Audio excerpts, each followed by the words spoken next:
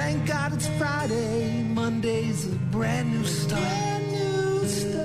Wednesday, you're halfway home, and Thursday, the weekend's not far. Saturday and Sunday, you hang with your friends.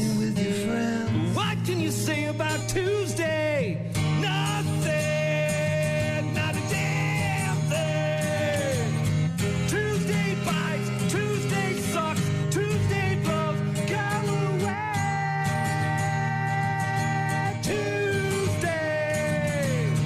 Tuesday's crap, Tuesday's lame, Tuesday's dumb, go away. Tuesday, Saturday and Sunday, you hang with your friends. But what can you say about Tuesday? Nothing. Gonna be a repeat of yesterday in terms of the weather, at least temperature-wise. Looks like it'll be high 80s, probably some humidity. Not sure about any rain. We got dumped on for a while there. Lightning, thunder, and all the things out of nowhere. It was not weird. Expecting it. Yeah, it didn't really. And then it lasted for a while. I was out putting Halloween decorations up, and all of a sudden it started to rain lightly, and then the next thing you know, it was a downpour, and then it stopped for a few minutes, and then it was a downpour again. Then it was thunder and lightning. Yep. Yeah, it was kind of nuts. But 87 in the area today with a mix of sun and clouds. We've got a lot to get to. What's new on New Release Tuesday? We're going to talk to Grant Bills of the Wisco Sports Show. Take a look at our Week 2 pigskin picks, see how we did. How do you think you did? Probably about 50-50, half. That's a face that I didn't need this early in the morning. Okay. Batting pretty much 50-50. We will take a look at that a bit later on and see how you're batting, Gene. We'll see where you're at. We'll see. Of course, we'll get to bad news, happy music as well. We're going to talk about some modern stressors, things that stress us out that are more modern. A lot of technology, obviously, in there. Falls, I'm sure, heavily in that category. Yeah, and of course, if you want to get in touch with us, you can find all our contact info online at rockmornings.com. You can also download the 95.7 The Rock app or the 92.9 The X app and get in touch with us that way with voicemails and pictures and videos. Yeah, and getting ready for Oktoberfest in both communities. Oktoberfest in Eau Claire and Chippewa this weekend, right? Friday and Saturday, and then next weekend here in the Cooley region. So yes. My wife was talking about the whole, did you dirndle it? Did you get them out and all that I got stuff? them out this past weekend. Okay. I did not try them on. I washed them, hung them up to dry, and left it at that. I don't need that yet. If I stop eating today, I should be all right. I'll fit in there. My fat ass will get in there. That's a detox program. Yeah. We'll see. When I first bought it, I was bigger. You gave yourself room? No, when I first bought it, we bought them probably 15 years ago now. The only pair of lederhosen that I have, because they're like $400, but I bought them from that German website, ernschlick.com or whatever the hell it was. And so the conversion size thing, I was Googling it, and I'm trying to figure it out, and I think I ordered them 2 sizes too big, because that's what people were saying. Buy them too big, because even though they say they're extra large, they're meant for extra large German people as opposed to American people, because maybe there's a difference when you're looking at that person. It doesn't, yeah. So I did buy them a little bit bigger when I first got them, and you fully grown into them. Well, now that they're worn in, right? They're less stiff. I've got some mobility in there, and every year I'm surprised I get in them, and I'm like, oh, they still fit. All right, cool. Even though I'm not getting any smaller, so, and they're not getting any bigger, but we'll see. I'll be taking the lederhosen out this week and seeing what the sitch is like. Are we having 4 beers or are we having 5 beers? You know what I mean? What's the sitch? I better, yeah. Or am I going to stop eating today in preparation for next week? Well, you're lucky though. I mean, chicks share their dirndls all the time. My wife got several from some friends and stuff. They have everybody's got 3 or 4 of them kicking around, and they've got ones that they know they can borrow from a friend in case they gain weight or lose weight or whatever. I'm not going to call my buddy and be like, hey, Tony, can I borrow your shorts, your leather shorts to wear for Oktoberfest? That's probably not going to be a thing. Yeah. Music from Shinedown, some Slipknot on the way as well. Rockmornings.com if you want to get in touch with us. Rock Mornings with Brian and Gene on your rock station. Rock Mornings with Brian and Gene. Another candidates throwing their hat into the ring to try and be the next governor of the state of Wisconsin. This time around, it's a state senator came in third in the Democratic primary for governor in 2018. She's running again, saying in her campaign launch video that, quote, extremists like President Donald Trump and billionaire Elon Musk are putting the nation's democracy at risk. Kelda Roys, an attorney and small business owner who represents Madison in the state Senate, launched her campaign yesterday, said, we are in the fight of our lives for our democracy and our kids' future. Two other high-profile announced Democratic candidates are the Lieutenant Governor, Sarah Rodriguez, and Milwaukee County Executive David Crowley. Several other Democrats are expected to join the race in the coming days. On the Republican side of things, Washington County Executive Josh Shulman and suburban Milwaukee business owner Bill Berrien are the only announced candidates. Other Republicans, including Representative Tom Tiffany and State Senate President Mary Felskowski, there we go, are considering running. So we'll get more announcements over the next couple of days. But yesterday, Kelda Roys, a state senator who represents Madison, throwing her hat into the ring for the office of governor. Meanwhile, Wisconsin's 3rd Congressional District Representative Derek Van Orden introducing a bill yesterday prohibiting federal funds for organizations or municipalities who employ people who he says condone and celebrate political violence and domestic terrorism. In a statement regarding the congressman's bill, he said political violence and politically violent rhetoric have no place in the U.S. Those celebrating or condoning the death of an American citizen will not receive federal dollars, period. The time of funding hate is over. These radical individuals will be held accountable. This includes the city of Eau Claire, where he's called for either the firing or resignation of 2 city council members who commented on social media about Charlie Kirk's death. We obviously had one in La Crosse as well. But Representative Van Orden said he's worked to get millions for the city, but now seeks to stop those funds unless the 2 men leave office. Speaking of Charlie Kirk's death, hours before Tyler Robinson was arrested for allegedly killing Charlie Kirk, the 22-year-old appeared to take responsibility for the shooting in a message to friends on the chat platform Discord. Said, hey, guys, I have bad news for you all. It was me at UVU yesterday. I'm sorry for all this. Messages first reported by the Washington Post came toward the end of a nearly 2-day-long manhunt after Kirk was fatally shot during that outdoor event at Utah Valley University back on Wednesday. The governor there, Spencer Cox, said Robinson confessed to his father and was taken into custody late Thursday night. Over the preceding day, Kash Patel, FBI director, ordered the release of half a dozen surveillance photos of the suspected shooter and asked the public to help solve the case, which, of course, has garnered nationwide attention. But it sounds like on this message platform, Discord, he essentially admitted to it. And a problem that was a big issue for people when it went down for about 12 hours seems to have been solved. TikTok. It looks like we're gonna be keeping it. They banned TikTok for like 12 hours and people lost their friggin' minds. You want to talk about criminal behavior? This right here. This is a crime. This is a crime against humanity. Banning TikTok, according to that person, was a crime against humanity. Then it came back several hours later, and people were all up in arms like they had just won the lottery. We're back! We're back! We're back! I think it was like the 3rd week of January because we were at the bowling tournament. Yeah. So it was like late January. Everyone was and it freaking just out. Saturday night into Monday or something. TikTokers were losing their minds. Well, now a deal has been reached between the Trump administration and China to keep TikTok operational in the United States. Officials made the announcement yesterday, concluding a years-long effort that began during Trump's first term. U.S. Treasury Secretary Scott Bessent said that the framework agreement has been reached, and Trump will speak with the Chinese leader on Friday to finalize the deal.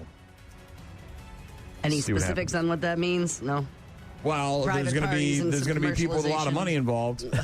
Yes. The government announcing a pending deal for a group in the U.S. to buy the app. It's currently owned by the Chinese company ByteDance. They didn't say who's buying it, but insiders think Oracle founder Larry Ellison is involved.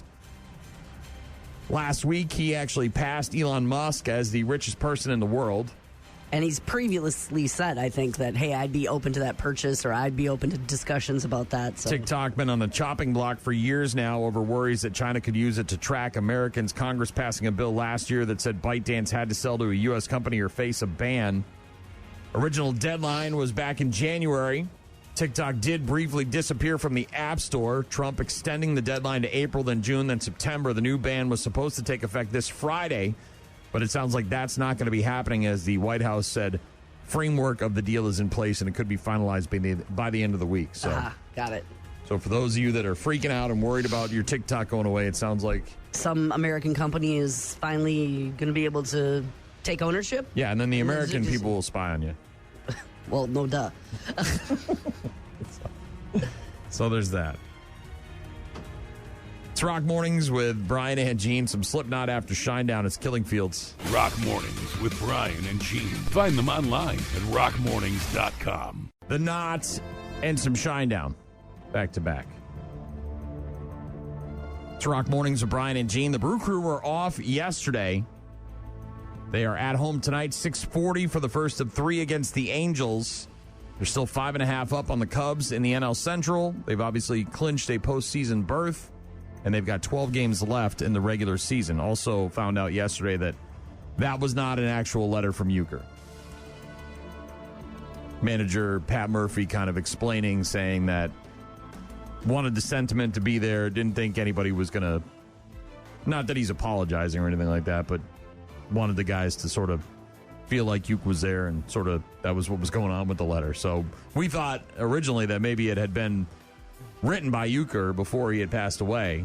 Mm-hmm. And that wasn't the case, apparently. So, Phillies rallying from for a wild 6-5 win over the Dodgers in 10 innings last night, and they clinch their second straight NL East title, so they join the Brewers in the postseason. Second team to do so. Monday Night Football last night, couple of games. In the first game, Baker Mayfield led an 11-play, 80-yard drive capped off by Rachaad White's 2-yard touchdown run with 6 seconds to go. And the Tampa Bay Bucks rallying past the Houston Texans 20-19. Touchdown wins it. Second and goal, ball just outside the 2. In motion, they are going to run it. And a touchdown, Tampa Bay. Rachaad White on top with 6 seconds to go. Pretty stunning win there for the Bucks over the Texans in the first game, and then in the late game, you had the Raiders and the Chargers. Harbaugh had lost 3 in a row to Carroll, going back to 2014. It's the friendliest exchange they may have had in a while. No birthday joy for Pete Carroll, and the Chargers all smiles. Go to Brazil, travel a long way to beat the Chiefs. Go on the road, pick up another divisional win. Yeah, Harbaugh and Pete Carroll, not the best of friends. Not friends at all, really. And Harbaugh got the win over the birthday boy, Pete Carroll. I think he was like 74 yesterday. Chargers beat the Raiders 20-9, improved to 2-0. Week 3 in the NFL begins on Thursday with the 0-2 Miami Dolphins at the 2-0 Buffalo Bills. And you got to assume Miami's going to lose that game and probably lose it by a lot. And then they're probably going to fire their coach after week 3. It's a bleep show down there.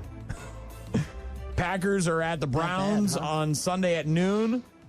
Vikings host the Bengals on Sunday at noon. Ooh. And then the Bears host the Cowboys 3:30 on Sunday. The Bears. Detroit is at Baltimore on Monday Night Football. We'll take a look at our pigskin picks next hour, see how we did in week 2. And then tomorrow we'll make our week 3 picks. For games that start already on Thursday night. Yeah, you got a bunch of injuries in the NFL, including Cincinnati Bengals quarterback Joe Burrow. We heard about this yesterday. Yes, It's official. He's going to get toe surgery, and it'll sideline him for a minimum of 3 months. So, the season, the whole everything. December. It'll be December before he gets back at the earliest. Vikings also going to be without their starting quarterback, J.J. McCarthy, for 2 to 4 weeks. Head coach Kevin O'Connell said yesterday that McCarthy is dealing with an ankle sprain after the team's loss to the Falcons on Sunday Night Football. Carson Wentz, who is the backup, they signed him back in August, expected to start Sunday's game against the Bengals. And the Bears are going to be without Pro Bowl cornerback Jalen Johnson indefinitely, got a groin injury.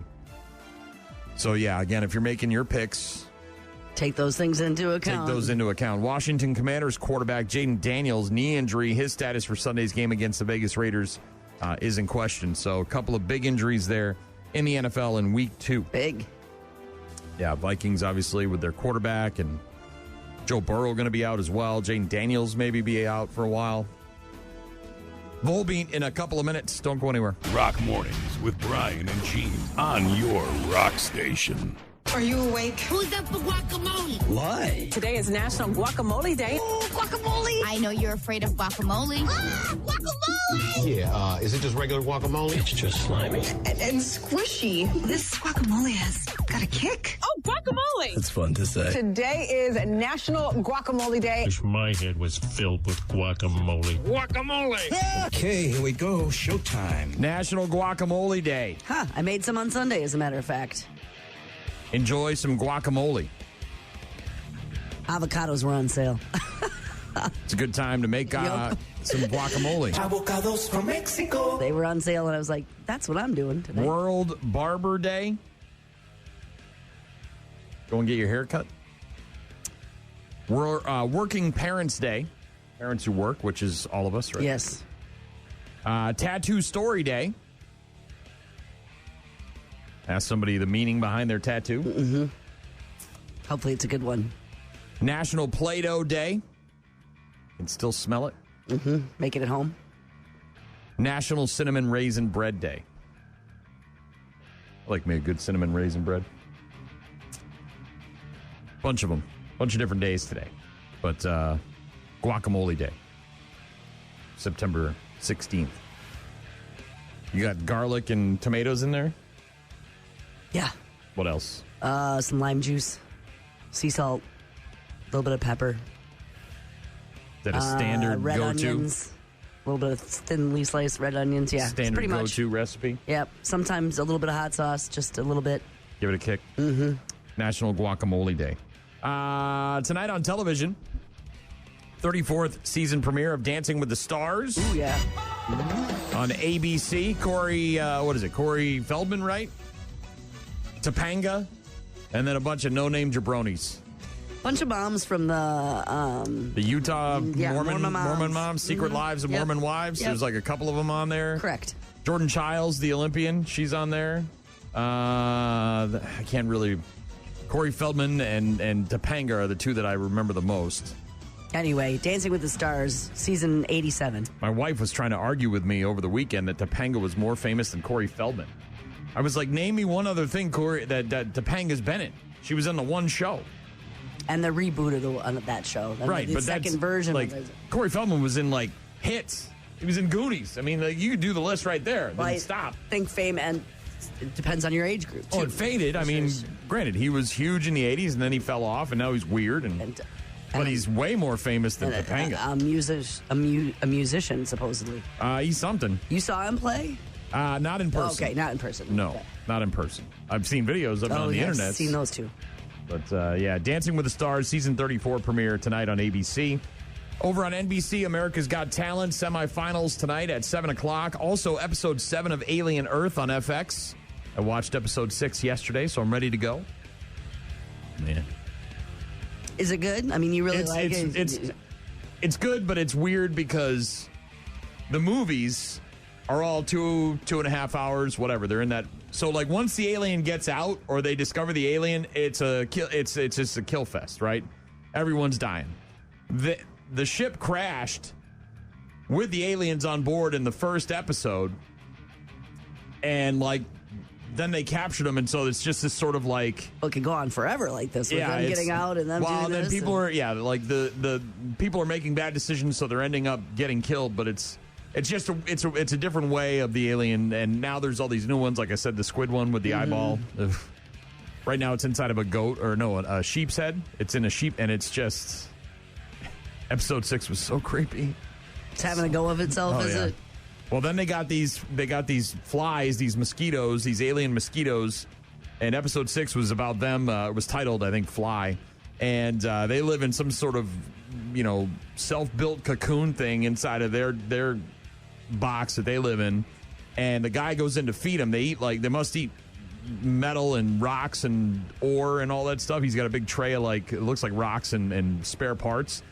And the guy goes in there to feed him, and then he gets stuck in there, and then they come out and they spit this goo at him, and it melts his face, and and then they got these tentacles that look like weird penises. Well, this could go on and on with so many aliens.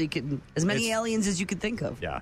This is why I'm taking zombies, too. These you see these aliens, you're like, I want nothing to do with the little octopus guy. I want nothing to do with that. Give me fast zombies, slow zombies. Give me them all. Give me all. Underwater zombies, I'll take them all, man. Because they used to be people? Oh. This little zombie thing, man, it's in the sheep's face, and it's just waiting. It's waiting its turn, man. Episode 7 of Alien Earth on FX tonight. Second season finale of the 1% Club on Fox. The first season finale of The Chrisleys, Back to Reality, tonight on Lifetime. I thought that just started. This call is from Todd Chrisley. This call will be recorded and subject to monitoring at any time. We will get through this. I don't know how it's going to end, but at some point the truth is going to come out. I live every day with the hopes that I will be reunited with my husband and my kids. And my parents and my mother-in-law. Everybody. Do you think there's a possibility that I could get out of here before I need a facelift? Yeah, so this is about them going to jail and then getting out after they got pardoned by Trump, and then they're reconnecting, and I don't know. Whatever. Okay, that's on Lifetime, is that what you said? Yeah, that's a whole nother reason not to watch. Also, the NBC Fall Preview Show is on NBC tonight at 9 o'clock, showcasing all their upcoming programming. Late night shows are all brand new this week, or at least today. Sly Stallone is going to be on with Fallon. I just try to take my hat, and I turn it around. And it's like a switch that goes on. And when the switch goes on, I feel like another person. I feel like a truck machine. Sly Stallone on with Jimmy Fallon tonight. I am the law. Also on with Fallon, Marlon Wayans and Mariah the Scientist. Jimmy Kimmel's talking to Rob Lowe, Grace Van Patten, and Margot Price. Stephen Colbert's got Brandi Carlile on his program. He got a big round of applause at the Emmys. They gave him a participation award, basically. They canceled his show, said, we're not making any money, we got to get rid of your ass. And then he gets an Emmy, and it's like, oh, thanks. Thanks for coming. Here's your award. Seth Meyers is new. Margot Robbie, Colin Farrell, and Eva Longoria on with Seth Meyers. That's what's on the boob tube today. It's also New Release Tuesday, and there's only one thing that I saw that was coming out of note, and it's not even a movie. It's just Fire Country Season 3. I think that's on CBS. Firefighters in the Woods. Mm-hmm. That's all that's new on New Release Tuesday. I did catch an interesting video this morning that made me rethink my original decision about Elton John. What do you mean? What was your original decision about Elton John? Well, I'm sure you can recall several weeks, months ago, when we heard a story about Elton John peeing. Oh, is this in a bottle in a shoe store or something? In a bottle in a shoe store. So Elton John, superstar extraordinaire, yes, rich and famous. Of course, everybody been knows around the who world Elton John 10 is. times. Everyone knows who he is in some French designer shoe store. Supposedly. And he had to go to the bathroom, and rather than use the facilities there, which apparently they wouldn't let him use, or find a bathroom nearby that he could use, he just peed into a bottle. Supposedly. Like an empty soda bottle or something. And then says the shop owner. And then the guy who owns the shop got really pissy with him, but he signed some shoes, and that was I don't know. Anyways, when you gotta go, you gotta go. My take from the whole thing was that Elton John is too famous to be in some weird French designer shoe store and need to pee, and you're not going to let him use the bathroom, right? Like, that's just not going to happen. We don't live in a world where that exists. Where he can't use the facilities? Right. He's Elton effing John. You let him use the bathroom, right? Your bathroom is not so fancy that you can't let Elton freaking John go in there and Which is why I was kind of suspect of the story from the very beginning. It's very sus from the beginning, right? Now I'm coming around to the fact that maybe Elton John's kind of a weird dude and he needed to pee and he only had a bottle. Because apparently, when he got his kneecaps replaced last year, he made jewelry out of them. Have you heard this? Well, yes. Okay, so he had his kneecaps taken out because they were the worst the doctor's ever seen. Had them both replaced. He's happens. Titanium man, right? Yep. He's like an Iron Man now. Lots of people. And then he took his kneecaps and he made them into some jewelry. Yes. When I had my kneecaps removed, I asked my surgeon if I could keep the kneecaps. And then I rang you and said, if I gave you the left and the right kneecap, to do what you want with them. My surgeon said I had the worst knees he'd ever operated on. That hole was actually in my kneecap. And then the other one is a brooch. It's an incredibly difficult job to get the gold following the shape of something quite as unusual. Unusual, yes. Gold is about the only material you could do that in. I honestly think these are timeless pieces that will last for centuries. I can't believe you don't respect this. You're the one that wanted to take your colon home.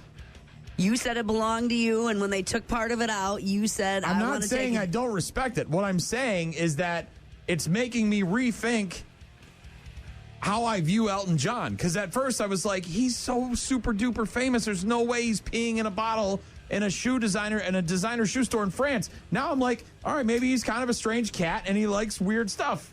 And he likes peeing in bottles, and maybe he's got a whole collection of them. Well, he had those kneecaps for 77 years, and you took them out, and it would cost a ton of money, and I'm going to turn them into something. I have no problem with that. I'm just saying that originally I was like, I held him in higher esteem, right? Like, Elton John's too famous to be peeing in soda bottles in a designer shoe store. We baked him and dried him out, then they kind of turned into like a pumice stone, apparently, says the jeweler. Very porous, so then they painted them, polished them up. One was a gold-plated necklace. The other one is a smaller kneecap, apparently, so it was more of a pin, if you will, like a brooch. All I'm saying is I just... They belong to him. They came out of him. I'm the same way. I'm still mad I didn't get my colon. I know, that's why I thought you'd be like all about this. You go into the hospital pregnant, your baby comes out, and they give it to you. You get to take it home. I went in there with a colon issue. They take it out. I didn't get it. They gave me some pictures. You asked, and they said no. Yeah, the guy's like, we've never had anybody ask that. I'm like, well, why wouldn't I want it? I'm like, it's mine. I brought it in here. I'd like to take it with me. So he's got a fragment of the bone on a necklace. Yeah. And again, I don't think it's weird. I'm just saying that I had a different interpretation of who Elton John was. He's kind of a weird cat. Yes. For sure. Peeing in bottles and kneecap jewelry. It's Elton John right there. Rock Mornings with Brian and Gene. Find them online at rockmornings.com. Do you remember the gathering of the Kyles? Yes. Where a bunch of guys named Kyle tried to get together in one place at one time and set the world record for the same amount of people with the same first name in one place. Hey, y'all, I'm Kyle Park, and I'm here calling all Kyles to come to Kyle, Texas, where we'll attempt to break the world record of the most Kyles gathered ever. The actual world record for the largest gathering of people with the same first name is 2,325.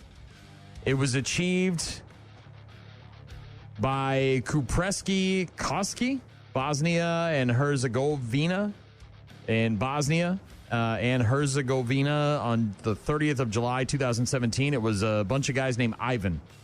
2,325 guys named Ivan. They're in the Guinness Book of World Records. All right.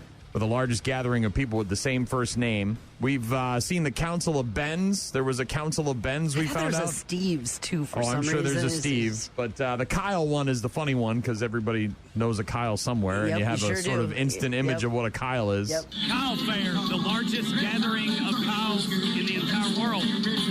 Tried to beat the world record, but just a little short today. This is one of the biggest gatherings of the Kyles I have ever been. It's remarkable.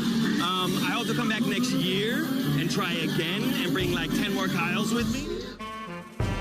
Well, a new opponent has entered the ring, trying to set the world record for the largest gathering of people with the same first name, and it's Ryan Toberfest, or Rye Toberfest. Hundreds of people named Ryan got together in New York this last weekend for an event called Rye Toberfest. Okay. Didn't break the record for the most people with the same name gathered in one spot, but they did raise a bunch of money for charity. The Ryan Callahan Foundation that supports families of pediatric cancer patients getting together to try and set the world record for a gathering of guys named Ryan in New York. Didn't break the world record, unfortunately. But still good showing and for a great cause and a lot of attention. This is probably the first year they've done Rye-toberfest.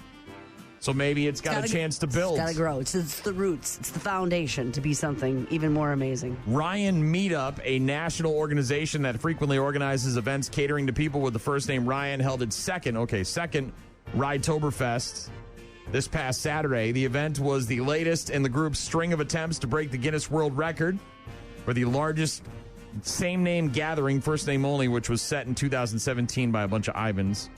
The event on Saturday in New York attracted Ryans from as far away as Australia. Oh, okay. The organization does allow alternate spellings. So R-I-A-N as opposed to just R-Y-A-N. But no Bryans. Just Ryans. Has to be Ryans. And they got close, but didn't get close enough. It's crazy seeing this many Ryans in one place. It's so unreal. Just like everyone's the same name as you. Everyone is the same name as you. They say that Bryans are just B-list Ryans. Ryan Meetup previously attempted to break the world record last year with the Ryan Rodeo in Texas. Ultimately fell short of the record. The first Rye-toberfest, which was held in New York in 2023, was attended by over 200 Ryans. So they've got a ways to go. They sure do. To come anywhere close to the Kyles. To break the Ivans. The Ivans are the ones that have the world record. Yeah. They have the world record. 2,325 set back in 2017. This is a really cool story right in our backyard. This is out of Eagan, Minnesota. And Adeline Miller passed away in 2023. She was an organ donor. And her organs went on to save 5 lives. 4 of those got together to honor her and her legacy. We had a kid that was a Big Bikes kid a couple of years ago that donated several of her organs after she passed away and saved several lives as well. So we know all too often how important these things are. Vicki Wickman Miller, Adeline's mother, says, "Oh man, I just missed talking to her." Adeline Miller's family says she was adventurous, loving, made people laugh. She was 20 years old when she was ejected from a vehicle, fracturing her skull, died days later due to brain herniation. Her mother said she wanted to be a paramedic one day. She was very much about helping everybody else, which is exactly what she did. Dennis Golonia got her lungs and said, I owe her my life. She was very much about helping everybody else. I owe her my life. You saved my life, and I'm eternally grateful. I just wanted to know that she's changed my life. Hopefully she could see it in my eyes. How grateful. Being able to meet her recipients has been extremely healing for me. She really impacted a lot of people. Yeah. Yeah. Not just while she was alive, but obviously after death. Dennis said, I owe her my life. He got her lungs. Kevin Enders got her liver, said, you saved my life, and I'm eternally grateful. Jack Feast got her heart, said, I just want her to know how she's changed my life. And Susie Dower now has Adeline Miller's kidney. After her passing, mother reached out to her donors and heard back from 4 of the 5, able to meet up with them and have a big Brady Bunch lunch with one another. The connection of life, the sacrifice and the life, connecting those 5 people. Wearing shirts as a group with her picture on it, and then also holding up pictures of the organs they received from Adeline Miller, who, Eagan, Minnesota. Tragic car accident turned into this group of people who now are connected forever. 3 days grace in just a couple of minutes. Don't go anywhere. Rock Mornings with Brian and Gene. Start your day with Rock Mornings. Got a text from Dean. Said, can you imagine all the bitching going on if a group of Karens tried breaking that record? It'd be funny, though. There might already have been. It'd be funny, though. A group of Karens getting together to speak to the manager. Yeah. The Ride-toberfest people have a long way to go if they want to actually set a record. They're just having fun, don't you think? Everybody's there as my name. Yeah. Well, it's easy to remember what someone's name is when you're in a room full of people with the same... Also a little weird, maybe. Same Brian, name. Brian. Doctor. Brian. Hi, Brian. Let me guess. It'd be great for you. You can't remember names. It'd be perfect. This would be, right up my alley. I can't remember anything when it comes to names. Forget it. It's in one ear and out the other. 5 seconds later, I've already forgotten. It's Brian, right? I remember you, dude. How long have you worn glasses? Because you wear them full time, right? I do. I didn't have to get them I didn't have any vision problems till my early 40s. Okay. So I'm in my late 12 40s, years. almost 50. Next year, turn the big 50. I've had glasses now in the studio for several years. I don't need them outside of the studio yet, but it's getting there. Especially the back of a bottle. Anything with really small script on it, I can't. It's almost impossible for me to read. I told you we went to the Rock and Roll Hall of Fame in Cleveland last summer, and the way that they have the signs where you read like what's behind the glass, the way that they have them lit, it's very low lighting in there, and then they're not backlit, so you can't see it very well. So that gave me a lot of problems. I don't know if glasses would have helped, but apparently there are some eye drops out there that could do the work of reading glasses. And they're working on this. Science. Doctors have reportedly developed special eye drops for people with long-sightedness that could replace the need for reading glasses or surgery. You wouldn't have to be constantly lubricating your eyes either. I was just going to say, is it like once a day or something? Twice a day? Or even dropping the solution right before reading. It could be as simple as using them twice a day. Once in the morning, once in the afternoon, something like that. The idea is that it could be more convenient than carrying around reading glasses and would be less invasive, obviously, than surgery. The science is the drop contains pilocarpine. I'm not sure if I'm pronouncing that correctly. I'm probably not. A drug that constricts the pupils and contracts the muscles that control the shape of the eye's lens to enable focus on objects at different distances.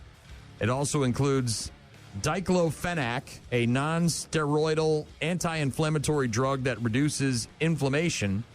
Unclear when they could become widely available. It isn't the first time either that scientists have been trying to use eye drops to address eyesight.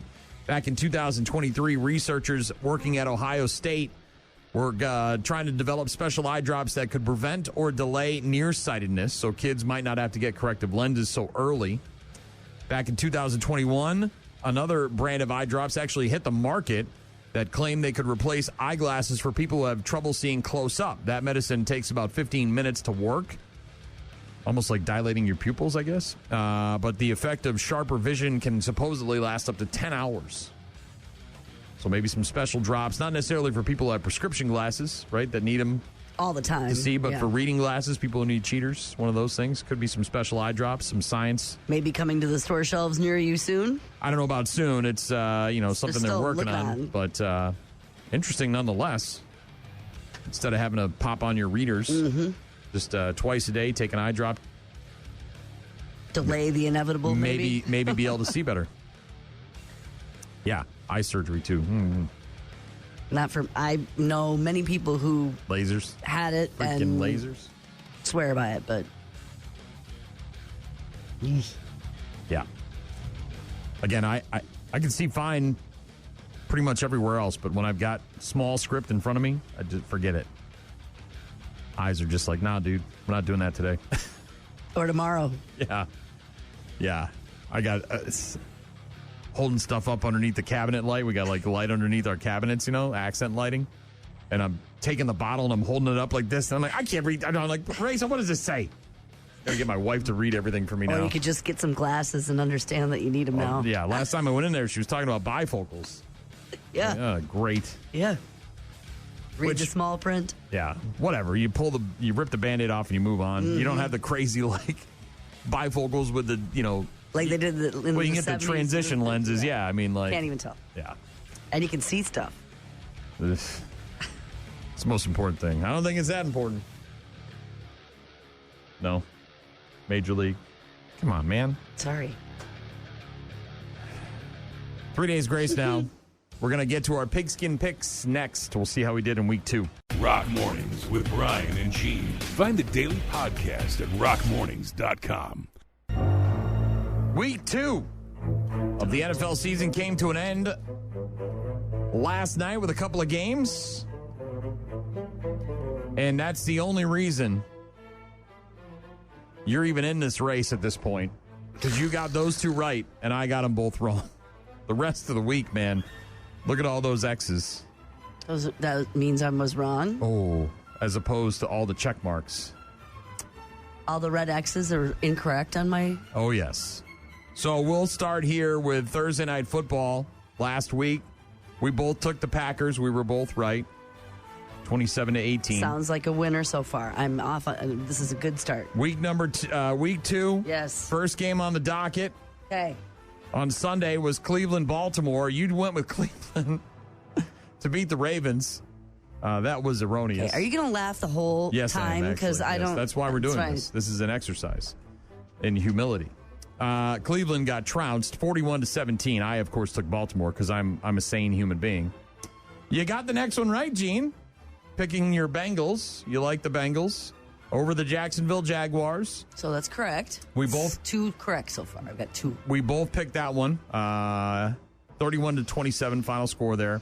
The next game was the Giants and the Cowboys in Dallas, Big D. And while the Giants came close and forced overtime, Dallas got the job done, 40-37. You took the Giants. I took Dallas, so I was right and you were wrong. Oh, look at that. Next game. Jean, again, going with her heart because her husband is a Bears fan as opposed to her brain. The Bears got trounced by the Lions, 52-21. I, of course, took the Lions because I have a brain in my head. And I don't have a heart. I don't have a heart in my chest. Could have been close. Could have either way. You so could have flipped as you a can coin. see, there's several X's here on your scorecard, whereas there's a lot of check marks here. Could have been the Bears. Next up, because you hate my New England Patriots so much, you went with the Miami Dolphins, which was another misstep. I smartly took the Patriots and Drake May. They beat the Miami Dolphins 33-27. So again, I was right and you were wrong. They barely beat them. It was so close. Look at that. Jean picking with her heart yet again. I've told you time and time again that the Saints may go winless. They may go 0 for the entire season, yet you picked them again to beat the 49ers, who were, by the way, without their top tight end and their quarterback, but still managed to beat the Saints 26-21. I, of course, took San Fran because I'm a genius. You smartly picked Buffalo to beat the Jets, as did I, 30-10, the final score. Then we both incorrectly picked Aaron Rodgers and the Pittsburgh Steelers to beat the Seattle Seahawks. 31-17, the final score there. So we both got that one wrong. Next up, you chose the Titans to beat the Rams. I took the Rams to beat the Titans. Of course, I ended up correct. You ended up wrong. Is that why that red check marks there? 33-19. That's you up here with the X. This is me down here with the blue check mark where I'm correct. Look at that. Half and half. Look at that. Another one that you chose incorrectly at 3:05. The Panthers at the Arizona Cardinals. Come on. I, of course, knew the outcome. I chose correctly. You picked Carolina. I picked Arizona. Next up, we both got the Denver game wrong. For some reason, we both thought Denver was going to be good at Mile High Stadium. They got beat by the Colts, and we were both wrong on that one. And then you got the next two wrong. So did I. We both picked Kansas City to beat Philadelphia. That was wrong. We both picked Minnesota to beat Atlanta. That was wrong. And then again, you got... What? You got the next two right, actually, which was surprising. You picked Tampa Bay over Houston last night's Monday Night Football game, and you also picked the Chargers to beat the Raiders. I went the opposite and scored 2 incorrect guesses. My final score in week 2 was 10. Sounds like I got about half. No, you went 5-11, Gene, which is not half. It's so close to 8-8. It's 8-8. very far off from 8. It's 3 entire games away from 8-8. So I went 10-6 because you can see all these genius picks that I made. You went 5-11.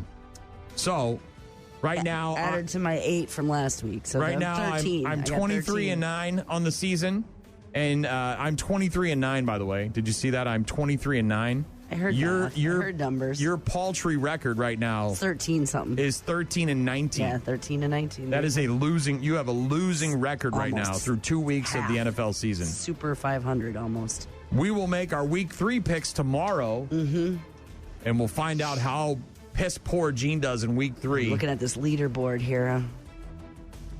Not doing so well there, Gene. That paella, I can almost taste it, and it's saffrony goodness. 1, 2, 3, 4. It looks like 4th place on this leaderboard. Oh, man. I can't wait for that paella.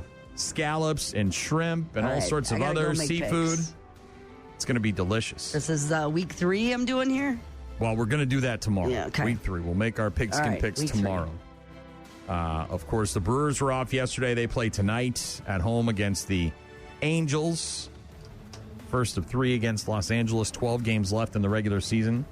And I found this hilarious because I don't remember exactly what happened, but my wife and I ended up at Genzi's on the north side one day, and I don't remember how we ended up there, but not that we don't go there, but we walked into the bar, and I think maybe the NASCAR race was on delay or something. It was on a weather delay.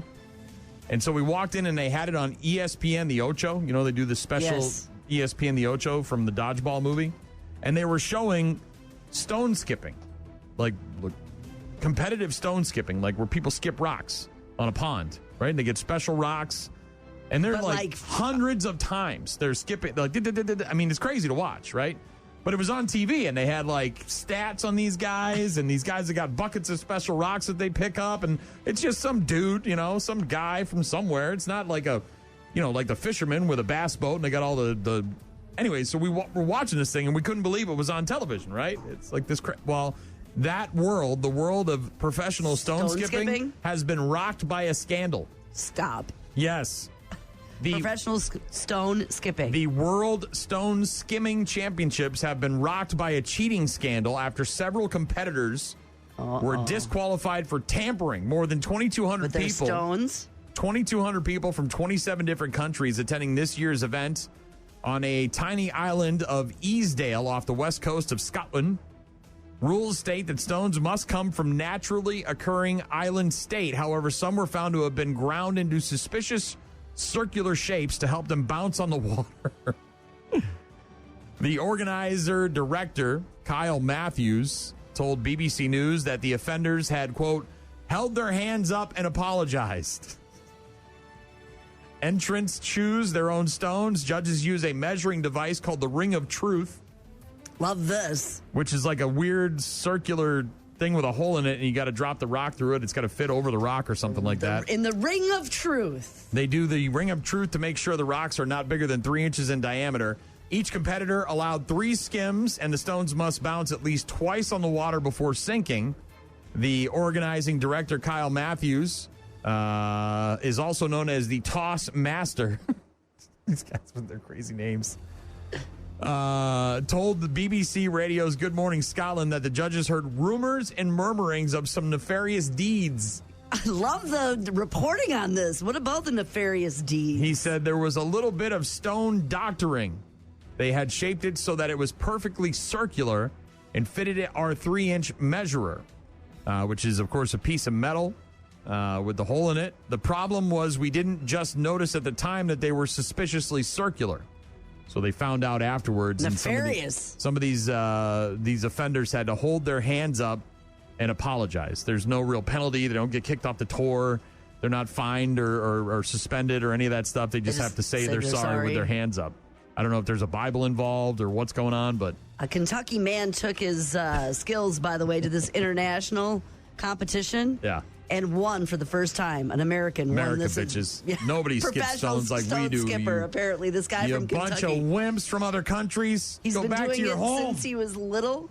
Hell yeah, apparently he spent his time on a creek throwing rocks, blah, blah, blah. And then he was like, I'm really good at this. And then he found out there was actually competitions and trophies. And then he became a great Southern stone skipping champion, and then he took it to the world, and he just won. Hopefully he wasn't involved with this whole cheating scandal. September 6th. I'm the first American to ever win in the World Championship, he said. What do you get? Do you get a special rock? Some do you get hardware. A trophy? He gets a trophy. No, is there a cash prize at least? It doesn't get say $50 airfare? Do you get a hotel for the night? Doesn't say there's anything. You get a couple of hookers? They send a couple of ladies to your room, or what? People hear I'm a professional stone skipper, they either have one of two responses. They take their panties off and give them to me? Is that either what they they're do? like, whoa, that's really cool. I didn't know that was a thing. Or they're like, I bet I could skip a stone farther than you. Dude, you can't. I am amazed by how, like, they're talking over 100 times this thing hits the water.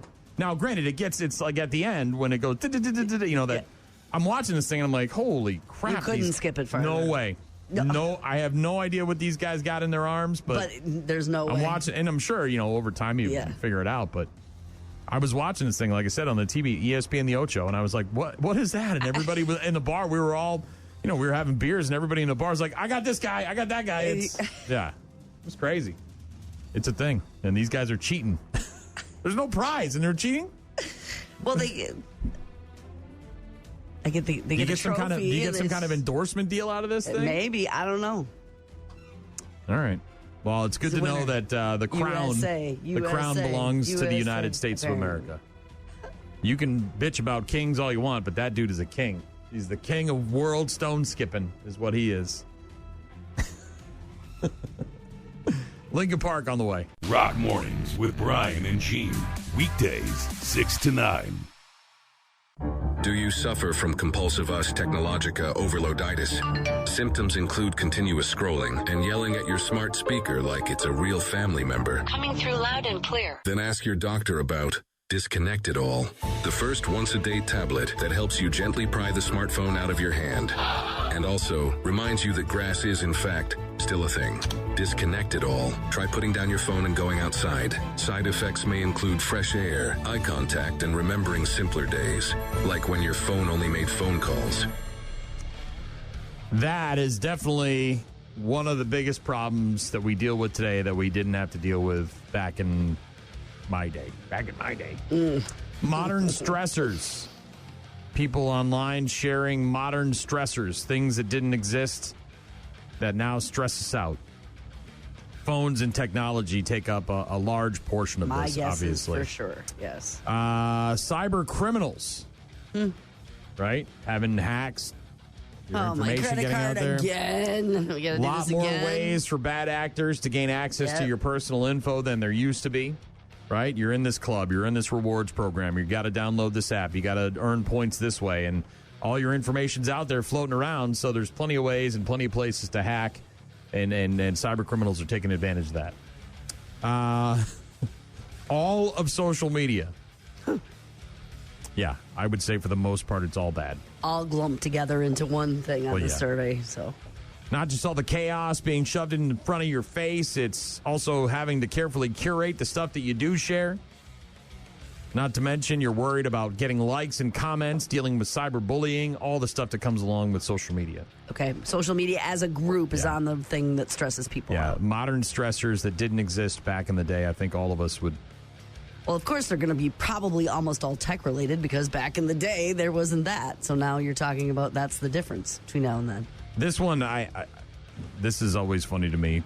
The moment something starts to happen, the phone comes out and the camera goes on because we want to capture it and egg people on almost with the camera. So people did not have a camera in their pocket all the time is a modern stressor that didn't exist. Public filming can be very invasive. Everyone wants to be constantly photographed, even with friends or videotaped. Again, if somebody falls down at a park, back in the day, nobody knew about it. Now you're putting on YouTube, and the next thing you know, you're on America's Funniest Home Videos, and you're being publicly shamed without your knowledge, right? Modern stressors that did not exist back in the day.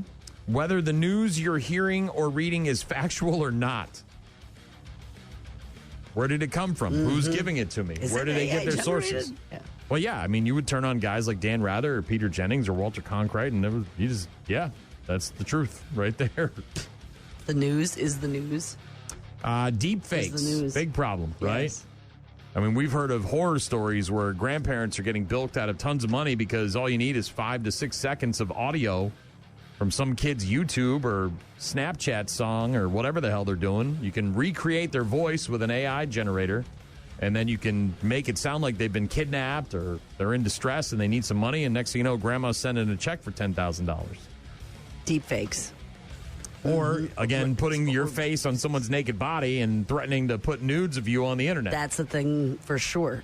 Yeah. Getting people to send nudes and then using that to try to, gain cash. And, here's one that's not so technological, which I feel like is not as big a stressor today than it was back in the day. Modern stressors that didn't exist back in the day, people voicing their opinions online, shaving everything.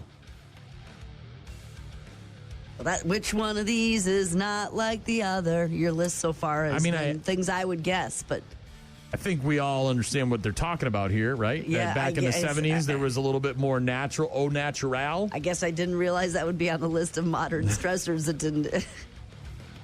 But I don't know, dude. There's plenty of people out there that don't shave. Go back to the list of tech things. That feels We'll get there. We'll get there. We got two that are physical in nature. The first one being shaving everything. The next one is Botox and lip filler. Having thin lips or a flat butt wasn't a crime back in the day. Now, apparently, it is. It's not a crime. Back to the technological side of modern stressors. Texting. Returning a text and all the anxiety about it. Who's got anxiety about texting? Depends on who the text is from. I don't know, man. I'm fine. Whatever. I love the text. I can ignore it. It's not. I can respond. And I wonder if that's said broadly too, text as a communication way, because there's different. Obviously, there's WhatsApp and there's once you're getting instant message, there's Teams notifications. Maybe that all that stuff falls underneath text. Clearing your inbox of emails. Someone said, I have to clear mine daily because seeing that I have 100 emails bothers me. I know there's a lot of people like that. I don't like to have a big, long list, and it feels like a to-do list, so I try to weed those out if I can. Yeah, it would be nice if someone who's in management would send just one email with all the stuff in it instead of 30 emails that are mostly irrelevant and I don't need to see. Mm-hmm. And then you just clean them out so it feels like you're making progress on that to-do list. People using the word literally all the time for no reason. I find that stressful, said somebody. Well, that's just a one-off on the funny list. There is a lot of that. Literally, there is a lot of that. I mean, you watch any quote-unquote influencer on any platform. Guys, I literally can't believe this. Guys, I literally didn't do this. The funny one on the list. What things stress you out now that didn't stress you out before? Hearing people say literally. Yeah, it's a weird tick that we developed over the years and centuries and decades and whatever. I literally can't believe it. Maybe there's some stressors you have that didn't make the list that you think are something now that you could share with us. Let us know. Yeah, rockmornings.com for all our contact info. You can also download the 95.7 The Rock app or the 92.9 The X app and get in touch with us that way. Brenda texted in. Is it roundabouts? No. Brenda said, sounds like Jean needs to find her pan. In reference to your terrible pigskin picks for week 1 and 2. Yeah. It's not my pan. It's the Fifth Lori's. And when time is right, we'll figure out if we're there yet. It's going to taste so good because it's going to be like January. I mean, you may be out of it by the last couple of weeks. You may be so far behind that you can't make up enough ground. I might be. And so I'll be getting that paella by Christmas. Things that stress you out now that didn't before, maybe. You've got some suggestions. Bike lanes. I hate bike lanes. I think they're stupid. Doesn't stress me out, but man, I don't, having so many choices about everything, sometimes it takes me forever to pick what to watch on Netflix. You know what I mean? Like, it takes longer to pick what to watch than it actually is to watch something.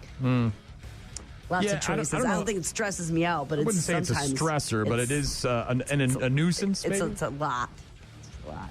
But they use algorithms to cater stuff to you, right? That once you start watching and liking and telling them what you're into, and they can kind of, pare it down for you. Help you along the way.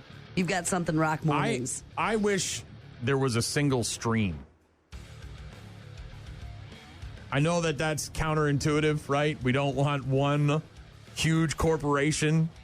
We do not. But I enjoy the fact that Disney has all, like, Hulu and FX and Nat Geo and all the Marvel stuff and The Simpsons. I mean, like, it's all in one place, right? That's what I like. It's all in one place, as opposed to, I got to go to Netflix to watch this. I got to go to Prime to watch that. I got to go to HBO Max to watch this. I got to go to FXX.com to watch this. You know, it's just like, and granted, it's all on the Fire Stick. It's all in front of me. It's all with one remote. But it's just sort of like, could that all just be in one thing? No? One stream? The platform for the kids' school stuff used to stress me out. Terrible, because it was like getting in. You couldn't log in, and then you couldn't... And trying to find their grades and get in touch with this and figure out where that was on the Skype platform was just infuriating because it was like bad tech. I remember watching you. It was so funny. God, it was just terrible. You in here the morning of, and you're all like rubbing your hands together, excited because you're up before a lot of other parents, and you're like, I'm going to get terrible. And then you get on the website, and it's like, that was frustrating. But maybe here's another one. Here's a good one. Buying tickets to concerts has become a serious stressor / issue. Back in the day, you could go to the JCPenney's or the Jordan Marsh or whatever place at the Ticketmaster counter. You could go to the venue for the most part and buy tickets there. Now, and you could get good seats. And it doesn't even have anything to do with the price, right? It's a whole other world we're living in. The price is going to go up. That's fine. I don't like it. But the inability to go to the venue where the concert's being effing held and say, I'm here first before everybody. I waited outside for 8 hours. I want front row seats for Metallica, and you can't get them. I just was talking to one of our coworkers last week. She was in the queue to buy tickets for Lady Gaga in the cities. Yeah, forget about that. But she ended up getting them. But what was so funny, I was like, wow, how much are they? And she goes, I have no idea.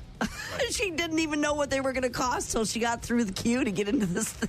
She's like, I literally don't know. I'm like, I had to come. She came up with a cutoff. You know, if they're more than this, I'm not buying them. But she went into it with like, I don't know how much they're going to be. Modern stressors. Rockmornings.com to get our contact info if you want to chime in on that. It's Lincoln Park. Rock Mornings with Brian and Gene. Find them online at rockmornings.com. 8:15-ish on Tuesdays, we're joined by the one and only Grant Bills, host of the Wisco Sports Show. You can hear him statewide on stations like WKTY in La Crosse and Sports Talk 105.1 in Eau Claire. Weekday afternoons from 4 until 6. Grant Bills, how are you, sir? I am so good. I don't know if I've ever been this good, honestly. It's nice to chat with both of you. Good morning. Yeah, you're living like a bachelor right now where you're staying with some friends, and they're in Utah. They're in Utah. Is that what you said? Sure, yeah. They're actually, so I got run of the place this week. Yeah, so I'm living my best life, absolutely. It's awesome. If I were to say to you, Utah, give me 2, would you know where that's from? No, but I feel like I'm about to be yelled at for not knowing where it's from. So let's skip to that step. It's out of your price or your age range, so I'm not surprised. But I'll let you. Probably both. And I'm sure it's a movie you wouldn't even think of watching. It's Point Break, FYI. Gary Busey, Keanu Reeves. Oh, the late great Patrick Swayze. Well, Utah, give me 2. I've heard of that at the very least. I've heard of that one. There's a connection between you two. See, it's getting closer and closer. We're building bridges here. Let's talk about Pat Murphy and the fake euchre letter. Very emotional video from the locker room, and then only to find out it wasn't. We were hoodwinked a little bit. I thought it was maybe a previous to his death, Bob Uecker he left a letter, open if kind of thing. And it wasn't the case. So this situation was weird because it happened, and I know the group chat that I'm in with some friends, we were talking about this. They're like, so what did Euchre write? Like 10 different letters for 10 different situations? Like, this doesn't really make any sense. And then we kind of inferred or discerned, use whatever word you want. It's like, oh, okay, it must be more of a tribute thing. He didn't actually write that letter. Right. And then I was reading a friend of show, Kurt Hogue, who covers the Brewers for the Journal Sentinel, does a really good job. In his story after, he's like, yeah, it was clearly not something that Euchre wrote. It was more of a tribute. And I think a lot of people grasp that, not everybody, I think the confusion lies in the way that the Brewers' social media channels presented it. I think they would like to have this one back. It's not the weirdest thing, like having a nice little, ode to Euchre in the clubhouse when you clinch a postseason spot. You could do something. The weird thing is it was presented and captioned by the Brewers' social channels. Like, this is on them. That's where I think the weird part of this is. I don't think the letter itself is that weird. Look, it's been an emotional year for the Brewers. You lose Euchre. You come from behind to take the NL Central. You clinch a playoff berth. You have the best baseball team in the league. You've got a stud on the mound, a rookie stud. I mean, it's all kind of, you got pocket pancakes. It's all kind of weirdly coming together. They have the celebration of life for Euchre. It was a beautiful day. Bringing Yount out, and he could barely speak because he was so emotional about the whole thing. And then you do this, and like you said, it felt like you could believe, you could pause reality and say, oh, Euchre would find some joy in that, writing this letter before he died, and only open it, and so you believed it, right? But then you find out, and again, I think that it was sold to us. I don't feel bad about it. I'm not mad or anything, but it just felt like a little bit hoodwinked. No, I don't think there's anything wrong with it. It's a little weird and clunky. And again, I think the Brewers and their PR staff or their social media team, I think they'd like to have that one back, and that's fine. That happens sometimes. The Brewers, look, they need to win 2 of 3. They need to win a series as bad as they've needed anything this year. Like, they've been scuffling, and they almost got swept by the Cardinals this weekend. Luckily, they came from 5 down on Saturday night to walk it off. Look, if they just take 2 or 3 from the Angels this week, it's fine. But if they lose another 2 of 3, or God forbid they get swept, things have the capability to get a little weird, and this weird letter storyline on their day off yesterday didn't exactly help, I'll be honest. Yeah, and they're only 5.5 up on the Cubs, and obviously you've got 12 games left in the regular season. Losing series not an option anymore. You want to finish strong and go into the playoffs, on a high note, as opposed to scuffling, as you mentioned, and maybe just holding on for dear life.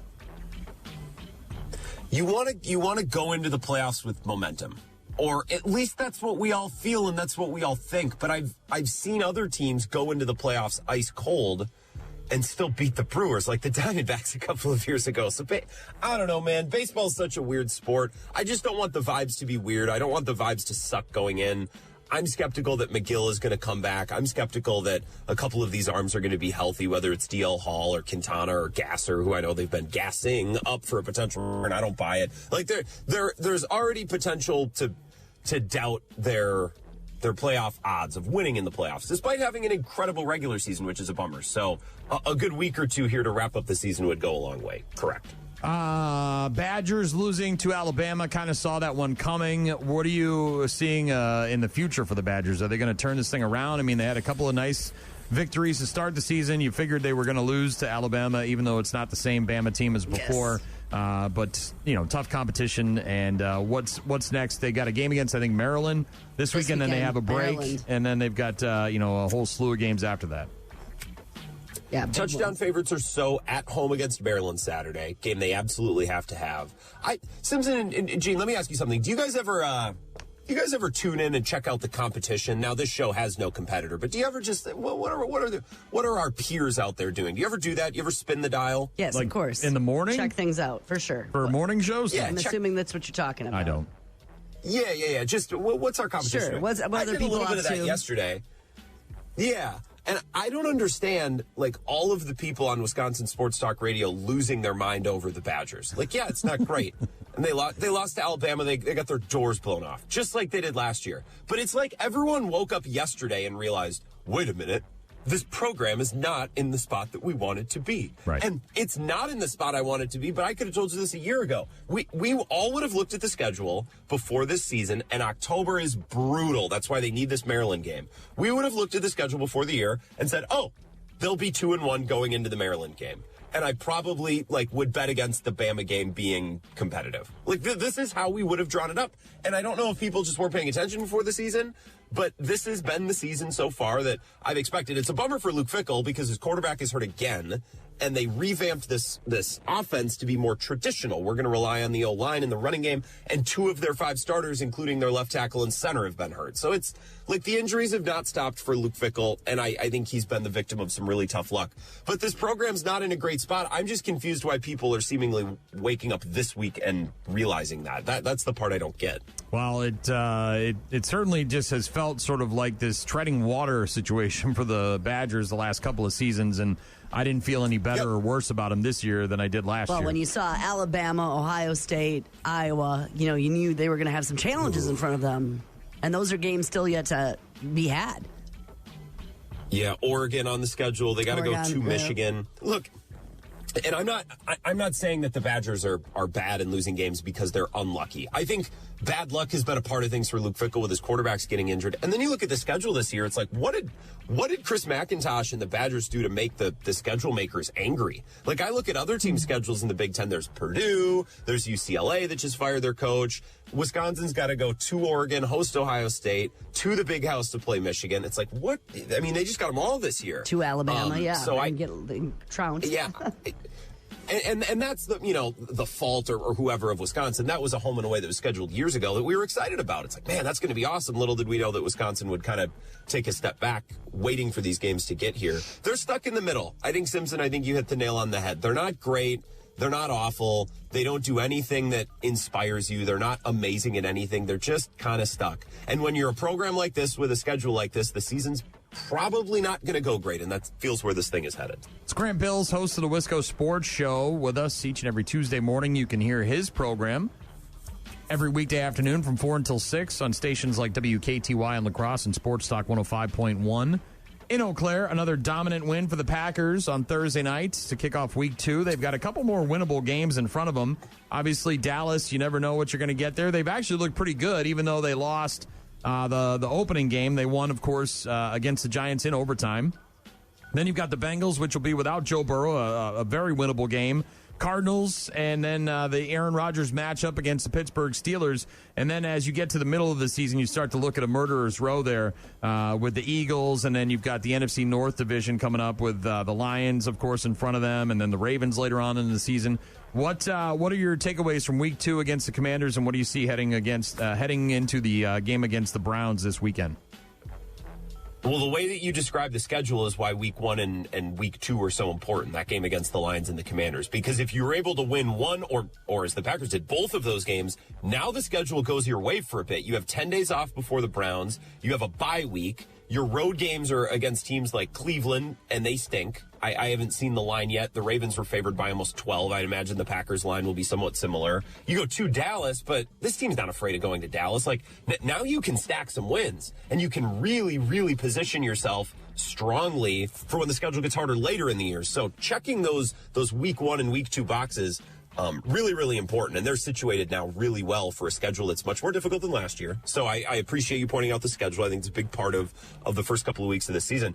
The Commanders win, I mean, it was a 7-point game to begin the fourth quarter. I was never worried for a second. The Packers defense was in such control, and the offense played really, really well too. It's just not that dissimilar from week 1. Like, Jordan Love's best throw was that touchdown to Jaden Reed. That didn't count.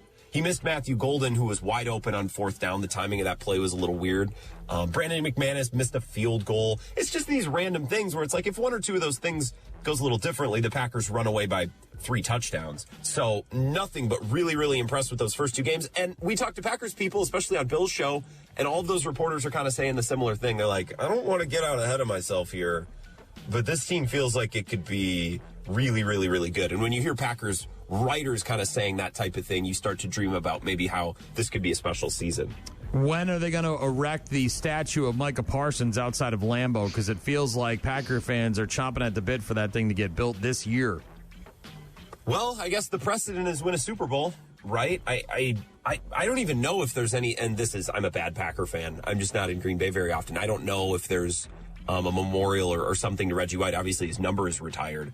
But win a championship, right? Like, that's what it would take. And it's pretty hard to not listen to Micah Parsons in interviews and watch him on the field and be like, oh, my God, the Packers got exactly what they needed and then some, which is pretty exciting because sometimes big swings don't work out like you hope and dream, and at least through 2 games, this one absolutely has.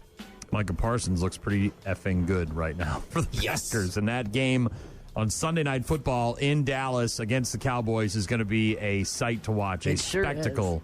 See that guy, he's going to get to Dak about 40 times. I hope. He's just going to run his ass into the ground. Isn't the NFL the best? I often check the schedule for like, all right, what time, who's on this Sunday? What time are the games? And how often I sit here and think, how'd the NFL do this? How'd they know? How did they know to put this team there at this time? How did they know? Like, they're just so good at it. Just that primetime game at the end of the month, Cowboys and Packers. Well, it's a primetime matchup no matter what the schedule of the roster is. I mean, you've got a historic, two historic franchises going up against each other on Sunday Night Football. You just happen to have this extra little dash of salt where, their best player, Micah Parsons, now is on the other team, and he's looking for blood, right? Which, you're absolutely right, and the NFL got lucky there because Micah Parsons was traded months after the schedule came out. But those things seem to work out for the NFL. You ever notice that? Oh, yeah. Like, if I was a commissioner of another league, I'd look over the fence and be like, of course that worked out for them. Of course, everything works out for the NFL. I don't understand. When you only have to schedule, a 17-game season as opposed to 162, right? True. The matchups tend to have a little bit more. But it makes it the can't-miss game of the season, though. For sure. Yeah. Grant Bills, host of the Wisco Sports Show, each and every weekday afternoon from 4 until 6. You're going to be in La Crosse, actually, this weekend and next weekend. When are we going to start drinking some beers and making fools of ourselves, Grant Bills? When are you going to let me pick you up and carry you around? Well, here's the thing, Simpson, okay? Now, this weekend I'm a little busy playing some gigs. I got a live show at Beer House on Friday night if you want to come down and... Beer House. I thought you said it was at the Popcorn. No. I'm doing my show at Beer House on Friday before we're playing a show. Oh, I'll come down there and pound some liters and get on. Can I get on the show? Can I talk some sports with you on the radio? Please do it. We'll make my job easier for those 2 hours. Me on the radio? Hell yeah, boss man's already sweating. His upper lip is quivering. I can hear it. Next weekend for Oktoberfest, I got to do my live show Thursday night, and then we got the tapping of the Golden Cannon shows on Friday. And then I'm in La Crosse potentially the rest of the weekend with not a thing to do. All right, so Friday morning, tapping of the Golden Keg down at the Fest Grounds. I want you there by my side because we're always up in the front, and we're getting that first delicious pour of that delicious Sam Adams Oktoberfest beer coming out of that Golden Keg. And I want you there with me, Grant. I want you to be right there up front. I think I could potentially do that. We'll discuss. We'll make a game plan. I think that could work. I think I can tuck that in. Just be there. Guys don't make game plan. Just show up, dude. We'll figure it out. Well, Brian, I have many responsibilities throughout the day across. Yeah, so do I. I figure it out. I get where I need to go. I don't need to be there. You do a morning show and then you F off the rest of the day. You are 9 o'clock hits. I'm a very important person around here. I have to be I'm a pole position for a lot of people. He's got to go back and do the Wisco thing in the afternoon, right? He can't. What? He's going to make plans. You're going to do this show on Friday after we get drunk in the morning? Yes. Well, that's why I probably can't get drunk. I can hang out. I probably should contribute to Bill's show somehow, given that's my responsibility as well. You know they don't pay you any extra if you work harder, right? Have you figured that out yet? You've worked here long enough. They're not going to pay any more. They don't care. That's just my normal schedule. That's not me working any harder. That's just me doing Oktoberfest. Okay, maybe you guys have to take maybe Saturday, hang out on Saturday. Hang out on Saturday. Watch the parade down here with all the other people. See, then you can come join us for that. How about that? I'll be there for that. Okay. I would see if you can talk to some. You are both very high-ranking official members of our company. See if you can talk to someone. I'm out of vacation days until February, so I have to learn how to. They don't keep track of that. That's what I thought. I've been here for 20 years. They don't keep track of it. Yes, they were keeping track. They do. Yes. You just tell them somebody in your family died and you need the day off. It worked for me last year. During Fest. My mom's still alive. She's living in Florida. It's great. That seems like a slippery slope. Kidding. All right. Grant Bills, host of the Wisco Sports Show on Tuesday mornings. He joins us. Always a pleasure. We'll talk to you next week. The pleasure is all mine. We'll talk to you next week, and I'll see you both soon. All right. Maybe this weekend. Bad News, Happy Music is coming up next. Rock Mornings with Brian and Gene. More from Brian and Gene is coming up. You're about to enter a beautiful, exciting, wonderful new world. A cockroach living in your nostril. Now that's just nasty. Add in some Haven't pooped for 30 days. Poop is raining from the ceilings. Poop. And sprinkle in some hashtag Florida Man for flavor. Florida Man. Florida Man. Florida Man. Florida Man. Florida Man. Florida Man. Florida Man quits his Burger King job, steals all of their chicken nuggets. It's bad news. Bad news. With happy music. Let's rock. All right, so we got a lot of Florida stuff today. All right. The first one is really awful and gross, but thankfully one of those silver lining things. A Sarasota couple now facing child neglect charges.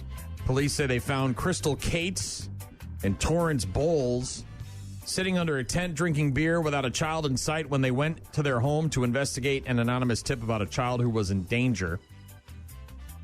Sarasota Police Department, along with the Florida Department of Children and Families, conducting a welfare check on a 5-year-old at the home following an anonymous tip that the child was in danger. The judge there said, quote, "This anonymous person possibly saved this child's life by reporting this." Oh, my gosh. And then you read the story, and then you see the pictures, and you can figure it out. When the cops arrived, they found Crystal and Torrance sitting under a tent drinking beer, child not with them, inside the home. Investigators say they found the child alone in a room with a baby gate blocking the bedroom door.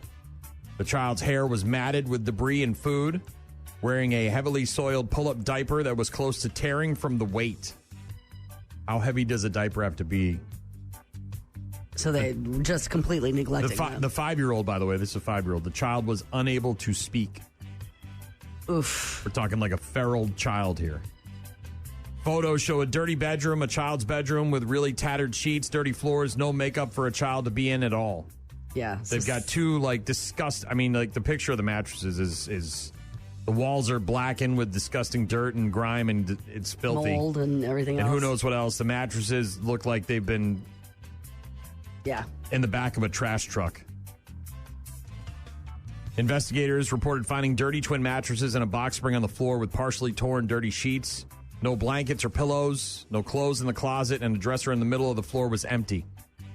Some of our officers are parents themselves. Some of them are even grandparents, and to see somebody had a child that was only 5 years old, unable to speak and unable to feed herself, living in these conditions is heartbreaking. Oh, my gosh. The rest of the house is an absolute disaster.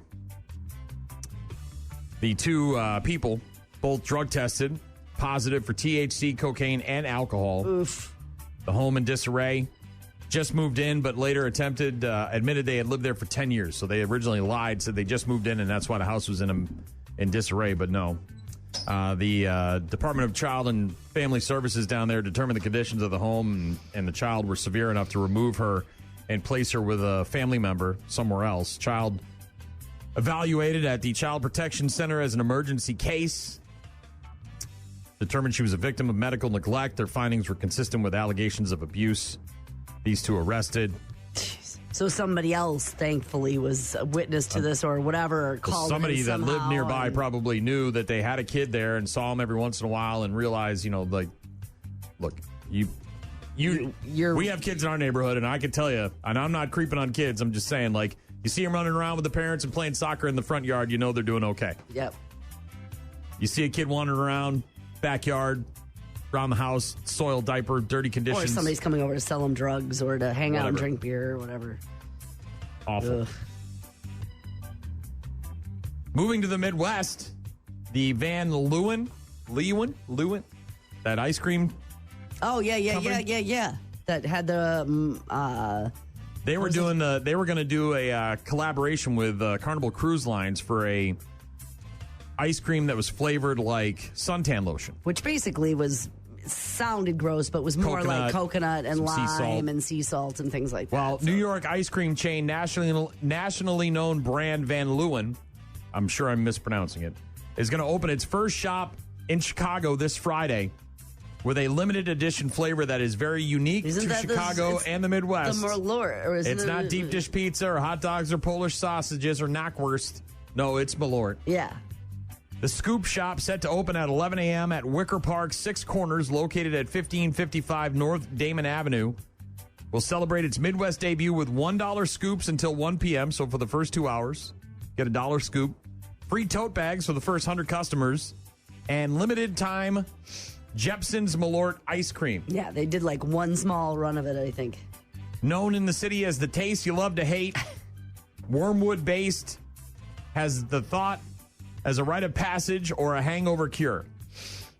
Instagram post announcing the collaboration, Van Leeuwen said the flavor won't be available forever, and for good reason. Mm-hmm. They said our Malort flavor is only available for a limited time. Honestly, how much of this stuff can you handle? That's all you need. One little taste. Just say you had it, and that's all.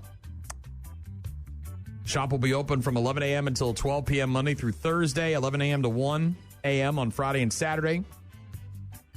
They're going to open another one in Chicago at Willis Tower later this fall, but this one opening up on Friday with Malort-flavored ice cream if you want to make a trip to Chicago.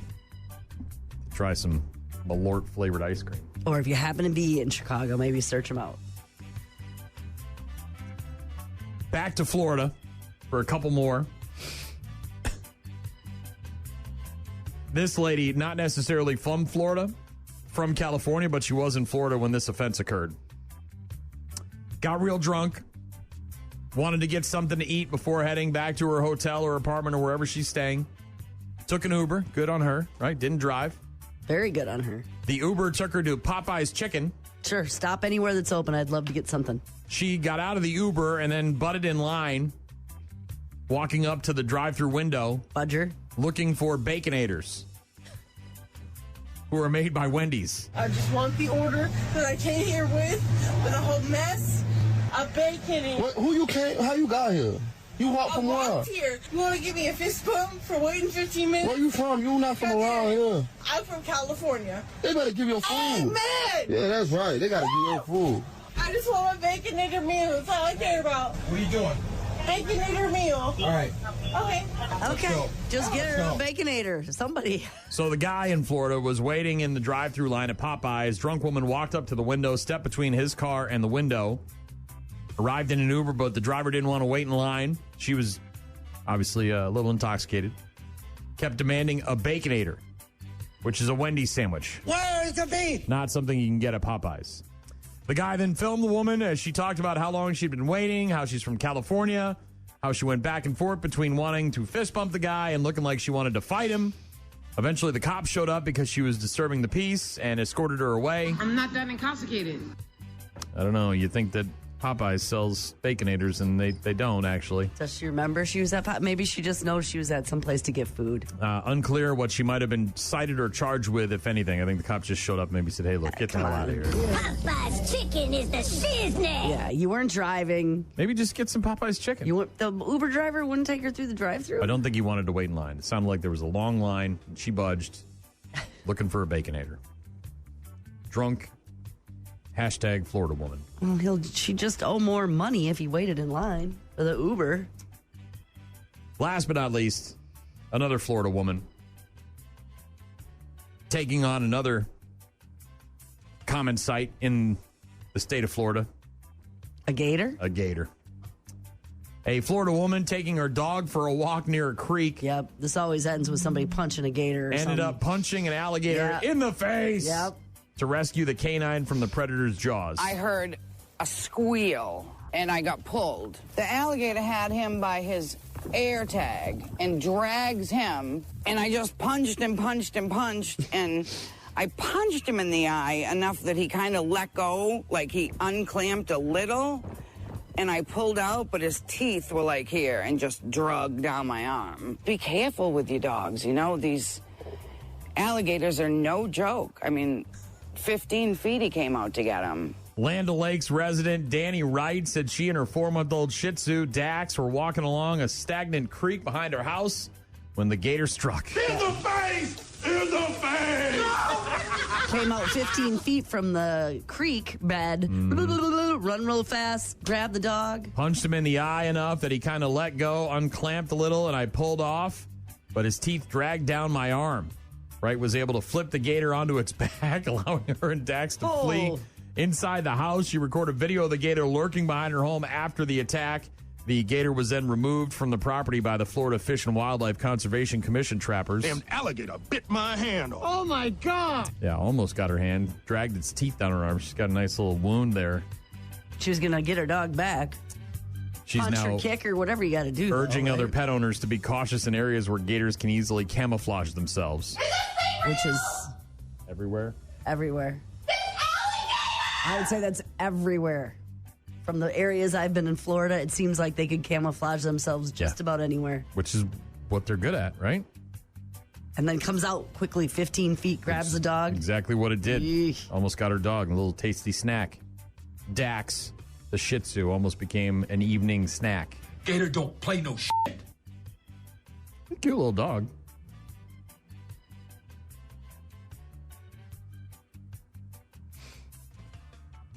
Yeah, I don't know, man. You got a little creek back behind your house. I'm not going back there with a dog. Especially not in Florida. They walk around. There's water everywhere, right? So, I mean, if you're going to take your dog for a walk, you might have to. Maybe avoid the water if you can. She seemed to be walking right next to it. Rock Mornings with Brian and Gene. Find them online at rockmornings.com. Call. Hello. Email. I tried emailing you. Text. So many ways to check in with us. Check. We rely on you guys for traffic updates, requests, and all sorts of other stuff. Check this out. Rockmornings.com is the website. You can find all of our contact info there. You can also download the 95.7 The Rock app or the 92.9 The X app and get in touch with us with voicemails, pictures, videos. We got a voicemail from Mark earlier.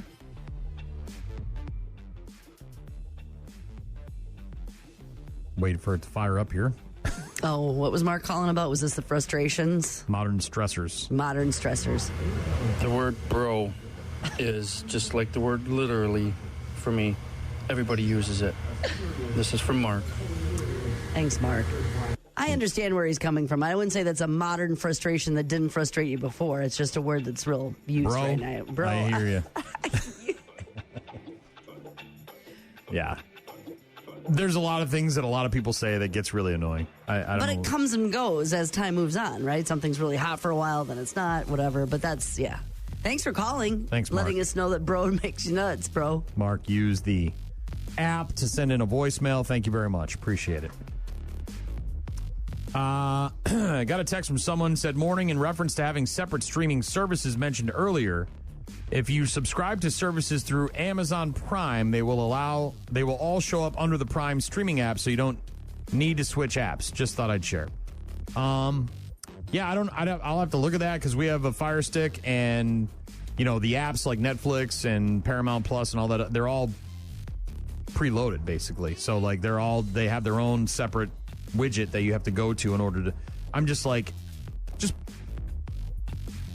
almost like a cookie, almost like a cookie jar, almost like a cookie jar, right? You just you open it up and everything's in there, and you just pull out a cookie and you're good to go. But thank you, I'll have to look into that. Pete texted in, said having to handwrite thank you letters for birthday gifts or even sending birthday cards. Maybe I can use AI for that. That's a modern stressor that didn't exist before. That sounds like old school stressor. As opposed, people don't write. Do people even do cards anymore? I mean, some people do. Mike said the damn yellow flashing crosswalks. Just push the button and go. Don't even wait for cars to stop. Especially the college kids. Hurry up, we have places to be. I will say that specifically in La Crosse, the situation by campus at some point is going to need to get changed. They're going to have to put a bridge over that, or they're going to have to do a tunnel, because that cannot exist the way that it currently exists. It's just a problem. If you're trying to go past Campus Quick Trip over there on, what is that, Losey? Not Losey. South Ave? What is that? South Ave. When you're trying to... It is an absolute cluster. Out, yeah. And it's all afternoon. I mean, like, it doesn't matter, especially when class is out. But I mean, like, there's, because they come in waves, right? And so, but it's constant. Safe cross place, yeah. Well, that's great, but it's constant, and it slows traffic down to a point where it's stupid, right? So why can't we build a little pedestrian bridge or dig a tunnel so they can get across safely, and that's fine, but not to impede traffic so much? I mean, it's ridiculous. Doc said he misses Penthouse Forum. but this wasn't about things we missed from days of yore. You can get that, can't you, online? It's the same kind of concept. I'm sure there's a box of those things in your basement somewhere. This was more about modern Antique stressors. store. Brandon texted in and said, bike lanes can kiss my ass. Cooch said, people who overuse the word obviously. It should be obvious that if you overuse the word obvious, people are sick of you. Dude, bro, calm down, bro. Yeah. Somebody else texted in and said, the younger generation says LOL instead of laughing. Do they? Get off my lawn. Also got a email from Pete. Not quite sure what he was referencing here. Says, hey, Brian, that stuff can have an is it effect or effect? Hell, my dyslexia always gets me, man. But bacon can have its causes on folks. My wife would slap someone silly for some good slab bacon. Have a great day. I don't know what the hell that's in reference to. But thanks, Pete, I think. He's listening in Florida. So I'm sure it's about one of these Florida stories that we talked about. Okay. I don't know, Pete. I like slab bacon, too. The sun is damaging his brain. Right. It's a very sunburned. Something's going on down. Every time I get an email from Pete, I have no clue what he's talking about. Maybe a liquid IV or something. Pete, maybe you should use AI to spit out emails because you're doing it yourself and it's not working for me, bro. Obviously. Thank you, though, for the correspondence. I appreciate it. We'll talk to you tomorrow. Have a great rest of your Tuesday.